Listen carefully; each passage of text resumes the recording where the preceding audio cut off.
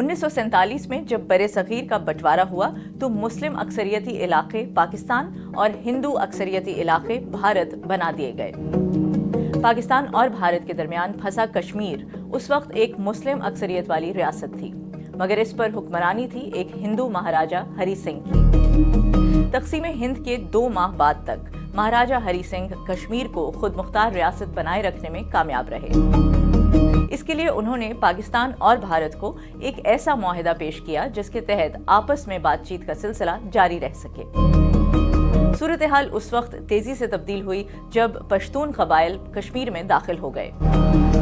महाराजा हरि सिंह ने भारत से फौजी इमदाद तलब कर ली। 27 अक्टूबर 1947 को भारतीय फौज ने कश्मीर में कदम रख दिया। कश्मीरी बागियों और पश्तूनों के खिलाफ भारतीय फौज की लड़ाई पाकिस्तान और भारत के दरमियान पहली जंग बन गई।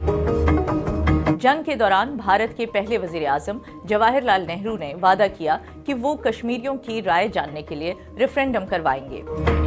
तकरीबन 2 महीने बाद भारत इस झगड़े को अक़वाम मुत्तहिदा में ले गया।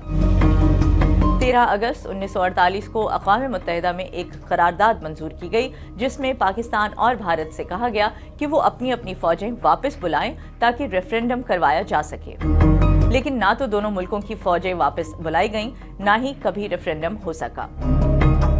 1 जनवरी 1949 को बिल आखिर जब जंग बंदी हुई तो कश्मीर एक मतनाज़ा इलाका बन चुका था।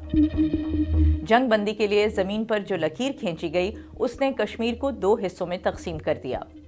भारत के हिस्से में कश्मीर का 2/3 इलाका आया, जबकि बाकी मांदा हिस्से को पाकिस्तान के ज़ेर इंतज़ाम दे दिया गया। 1965 में दोनों मुल्कों में एक बार फिर जंग छिड़ी और अब की बार भी तनाज़े की वजह कश्मीर ही था। 1972 में जब शिमला मुआहिदा तय पाया तो जंग बंदी की इस लाइन को लाइन ऑफ कंट्रोल करार दे दिया गया। 90 की दहाई में भारत के ज़ेर इंतज़ाम कश्मीर में जारी अलहदगी की तहरीक में तेजी आई। ये वही वक्त था जब भारत और पाकिस्तान जौहरी ताकतें बन चुके थे।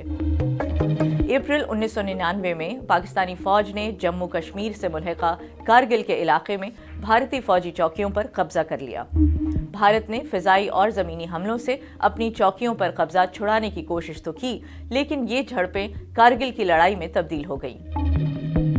2016 में कश्मीरी अस्करियत पसंद लीडर बुरहान वानी की भारतीय सिक्योरिटी फोर्सेस के हाथों हलाकत के बाद इलाके में कशीदगी में इजाफा ही हुआ है।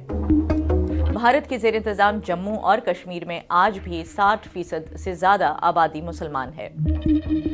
बैनुल-अक़वामी सतह पर कश्मीर आज भी एक मुतनाज़ा इलाका है और इसके बायस 2 जौहरी ताकतों के दरमियान फौजी तनाव की वजह से इसे न्यूक्लियर फ्लैश पॉइंट भी कहा जाता है।